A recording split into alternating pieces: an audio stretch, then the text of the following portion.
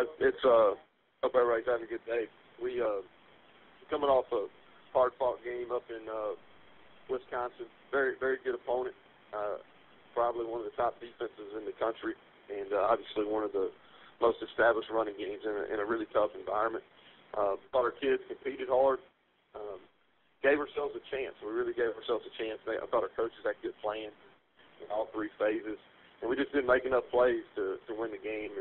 And we're undisciplined at times. Penalties hurt us. We got knocked out of field goal position twice on some penalties, and then we gave up too many big plays defensively in the passing game. Special teams was the best we played in all phases. But we've played tough schedule. Two really good opponents in NC State and Wisconsin, two top 25 teams, I believe, and then an FCS opponent, Charleston Southern, that was a physical unit that ran the option. So much needed bye week heading our way. Thank you, Coach. As a reminder to our members of the media, star one to get in the queue to ask questions. Our first questions come from Randy with the Sunbelt Digital Network. Randy, please go ahead. Good morning, Coach Brown. How are you doing this morning? I'm good, Randy.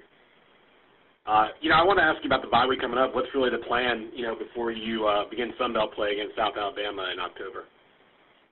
Well, we've treated these, going back to the spring, we treated this as a preseason. We treated the three games that led into this bye week, we looked at as preseason. We played a lot of people. If you look at how many different guys we played on offense and defense and special teams, and we're better. We're better. We've got a better idea of who we are. Anytime I think when you're on a new staff and you got a lot of new players playing for the first time, you don't really know what you have until you line up and play. So we know who we are. This week we're going to focus on ourselves. We've got to get better fundamentally. We've got to our discipline and attention to detail has got to be a lot better for us to have a chance to win consistently in our league. So that's going to be our main focus. We've been working on South Alabama stuff since going back to spring ball, and we did it in preseason camp. So we'll polish up some things as far as what they're doing, anything new that they're doing this season, and then next week get really fine-tuned with them. And I saw a note that Brandon Silvers has the longest streak in the country, actually, of pass attempts without interception. What's really the key to his consistency? Well, I thought he gets the ball out fast, where the defense doesn't have as much time to react. I think that's one positive. When you look at these streaks without interceptions, I think they can be construed in a couple different ways. Number one, he's taking care of the ball. He's doing a really good job. Number two is maybe he's not playing with as much confidence as he needs to play with, and he's not taking some calculated risks. I haven't. Now this week we'll go back and self-scout a bunch, and I'll look at every throw that he's made and really be better prepared to make that answer. But it's I'd say this: anytime we don't turn the ball over, we have a chance. We lost the turnover battle twice against NC State and against Wisconsin. And both those teams are more talented than us, and we had too many penalties. We had more penalties in both games, and we lost the turnover margin in both games. And so when a team's more talented and you lose both of those, your opportunity to win the game is not very good.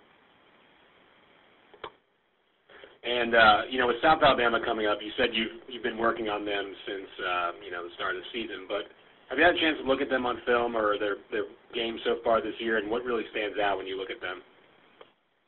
Well, I think they had a really good win for our conference.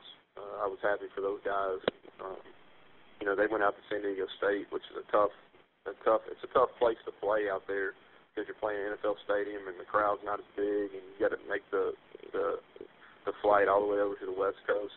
And they're coming off a tough game where they had to play at Nebraska. So I thought that was a big win not only for their program but also thought for our entire conference. And they're playing well. They do a nice job on offense, mixing things up. They've got a couple of really good playmakers, a couple of guys that came over from UAB that are doing a nice job. And they're starting to run the ball like they want to run it. And then defensively, they've got a lot of new faces, but they're guys that are believing in the system. I think they've got a really good defensive system there, and they're playing with a lot of confidence.